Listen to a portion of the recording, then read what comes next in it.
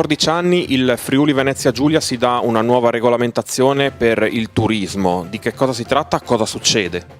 Succede che i 14 anni sono un'eternità in un settore in continua evoluzione, quindi abbiamo voluto rimettere ordine e dare a questo settore tutta una serie di opportunità e di possibilità legato alle nuove tendenze e a quello che possono essere le logiche di sviluppo della regione in materia di turismo. E per sostenere chi esercita attività inerenti al turismo, le imprese collegate naturalmente con gli enti pubblici, in che modo? In modo che possano essere sostenuti gli investimenti nell'ambito degli operatori turistici e anche gli enti che potranno sviluppare investimenti nelle strutture, nelle infrastrutture legate a questo settore.